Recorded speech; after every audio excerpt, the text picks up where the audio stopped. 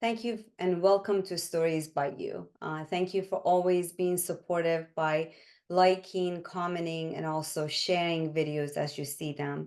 Please don't forget to subscribe and share this video with your loved ones, people that may need to hear what we're about to share, what our special guest is going to share with us. So let's start with how I even met our special guest today. I happened to meet Mary over at the Chosen fan Facebook group. The Chosen, if you're not familiar with it, is just a TV series that's based on some scriptures and the story of Jesus. And I happened to just go in there and asking for a prayer request. Mary saw my name that was attached to Stories by You, and she reached out to me. She asked, and she was humble enough to share her information with me and wanted to talk about her story.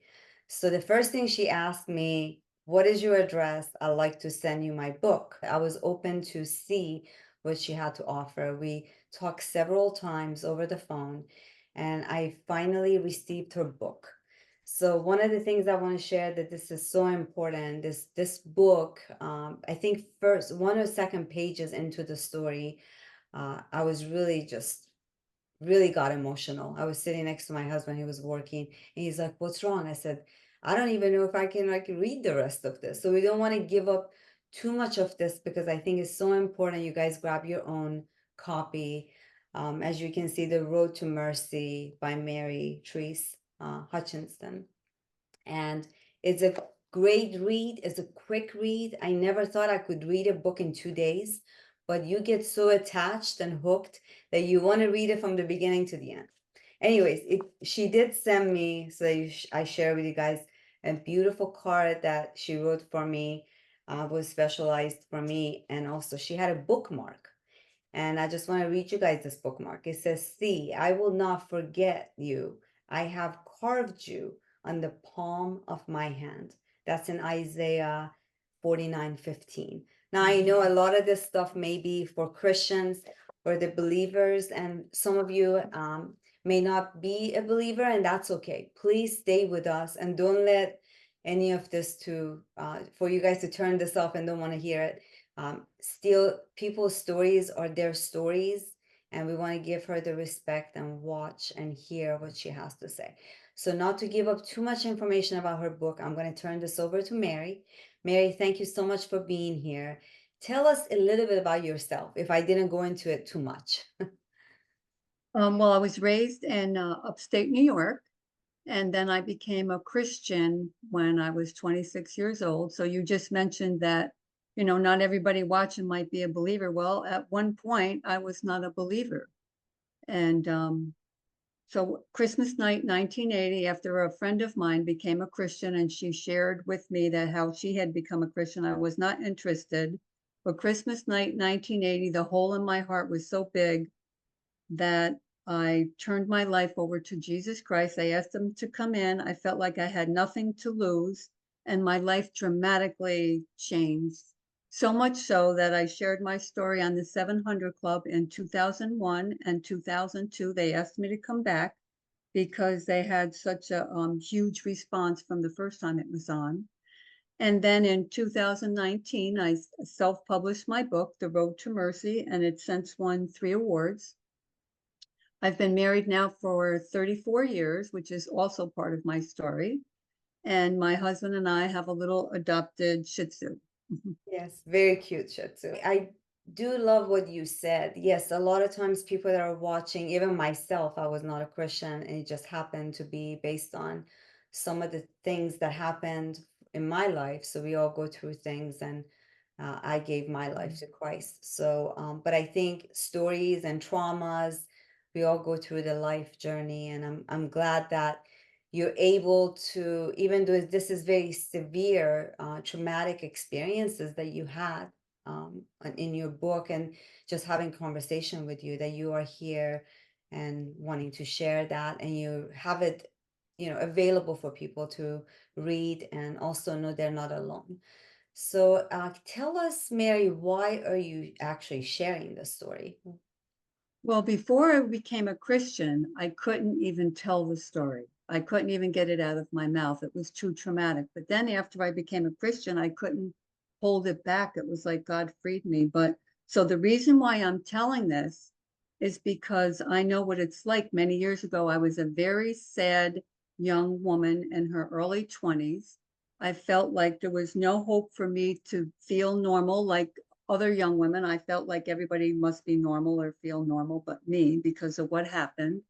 I had no hope of being in a normal relationship because every male relationship I was in, they were all dysfunctional.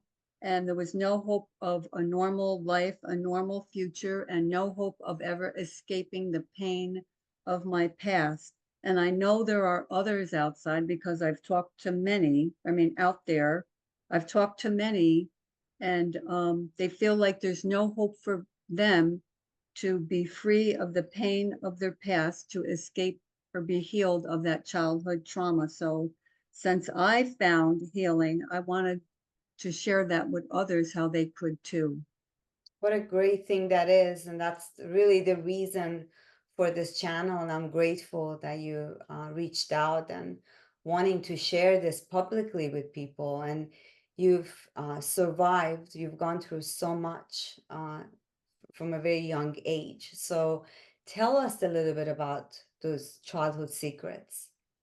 Well, the first secret was when started when I was 9 years old, and it lasted for 3 years when I was being molested by a relative.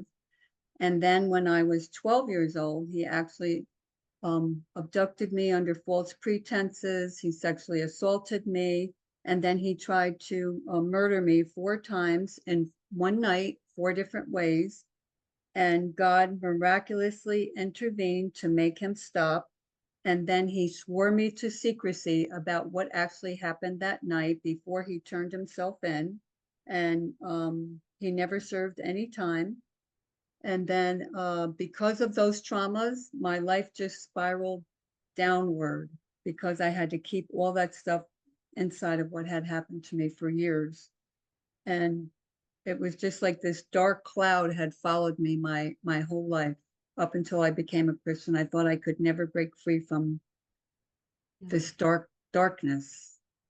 That's a lot for a 9-year-old. That's a lot to bottle up, and you have no way to turn. You couldn't Mhm. talk to anyone about it because you have the fear of unknown, what would people believe you or what's going to happen. So that's a lot of darkness in your life. So I just hope whoever is listening and there are people out there that just hear Mary of what she went through. And really, if you are there at that point of your life, whether you're a Christian, whether you don't believe in God, it doesn't matter.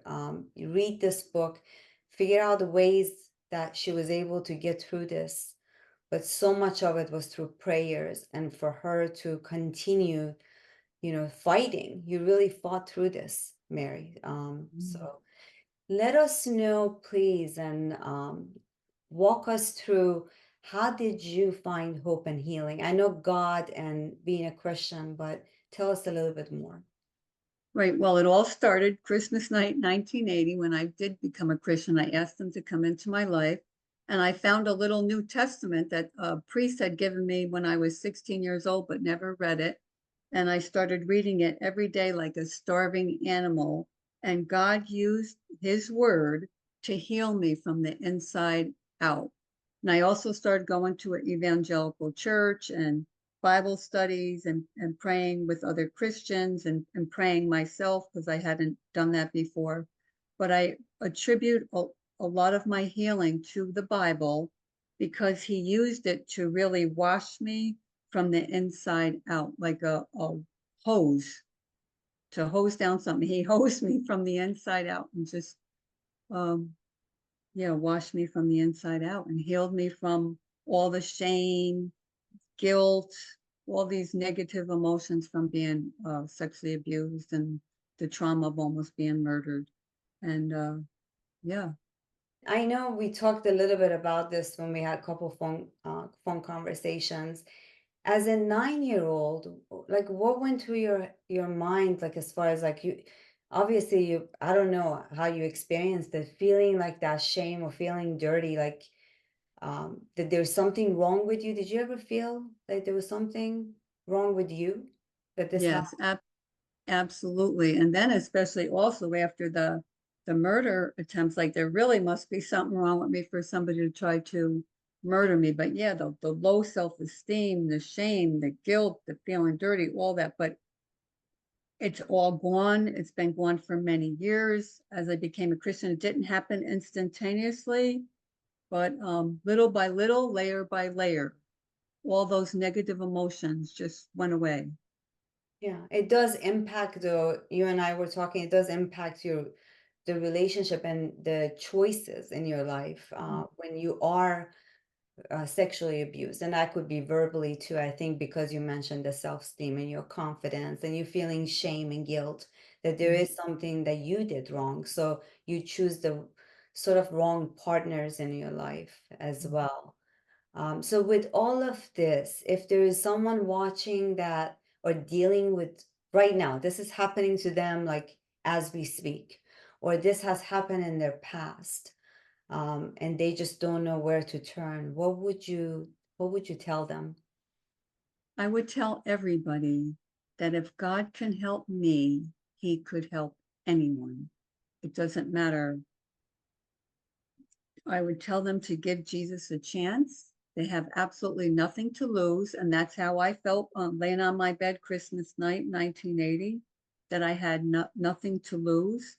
And I had no idea the future that he was going to give me, the life that he was going to give me. I just feel like it's a Cinderella story. He made all my dreams come true. And if he can do that for me, he can do it for them because he loves us all the same. Yes, he does. Amen to that. And for those, I guess, that are not Christ believers, but they believe in God, wouldn't you say or agree that just the power of a prayer in the moments of unknown, just praying to God to help us, do you think that would be something they can start doing, or finding a mentor or talking to someone they trust? Well, yeah, to just talk to God. He created them to have a relationship with him, with them. But I think a lot of us feel like God's up in the sky with a pointing finger, pointing at all of our wrongs, but he's not like that. He's not like that at all. He loves us. He created us to have a relationship. He wants to hear from us. So all they have to do is call out to him. Yeah. Amen. If you're real, show me you're real.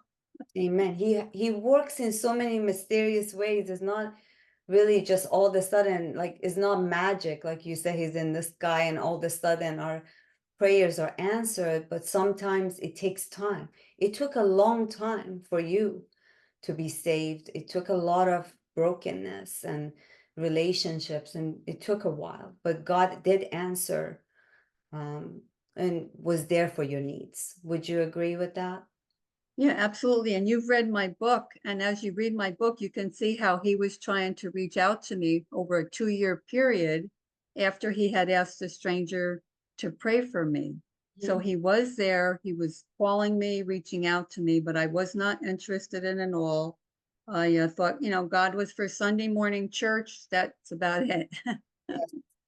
I love your book. And, I do want to read this, Mary, the audience, that the book, I was doing a review for myself on the book.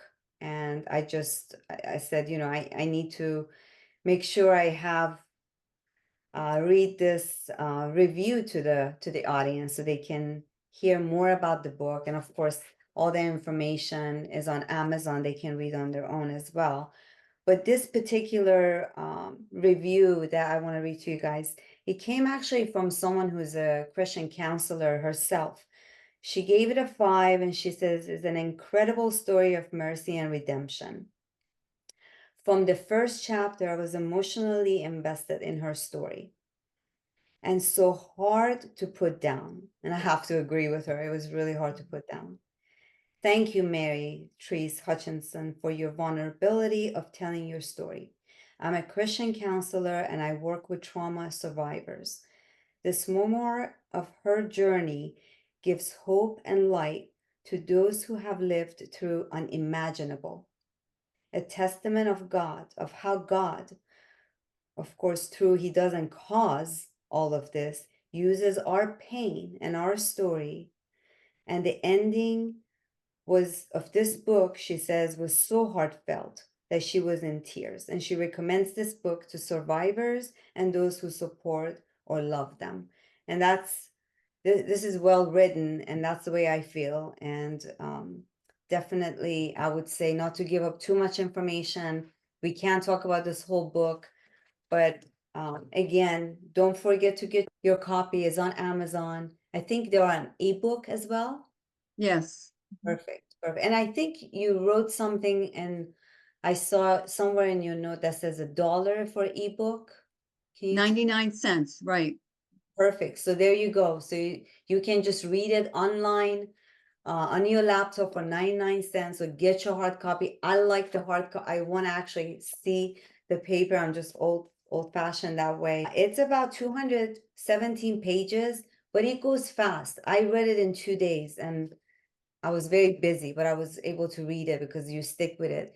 For every page, guys, I'm passionate about your book, Mary. Sorry, I love this. For every chapter, Mary has the way she has the chapter titled. Like the first chapter, Sealed Lips. Very intelligent, because this is all traumatic events to her family that had happened, for her. So I always say for her, because I think God gives us the trials and tribulations. It's not against us, it's for us to get us to be stronger, to have more faith in the unseen. And I love how she has scriptures for every chapter. I love it. You've done an excellent job, Mary. Thank you so much again for you know giving me the opportunity to interview you and bring you on the channel. And it really gotten to know you, and I hope we can continue to work together. Maybe we can bring you back and talk more. But for those who are watching, what would be the best form they can contact you? Well, in the back of my book, I also listed on my bio page, on the last page, it's on my website. It's www.marytherese, Therese, Hutchinson, HUTCHINSON.com. MaryThereseHutchinson.com. And there's it says contact, and they can contact me that way. Yes, and again, the name of the book is The Road to Mercy, A Journey of Secrets, Survival, and Redemption. It's a lovely book, and I hope you all enjoy it. Don't forget, if you do read it, go on Amazon and write a review of how this impacted you, or if someone else that you know it could be impacted by reading this book. Mary, I can't tell you how much I appreciate you and your time. Thank you so much for being here. And hopefully, you get to write your second book, as and so we can bring you back. Yeah. Thank you Thank so you for much. having me. Thank you, Okay, everyone, thanks. for watching.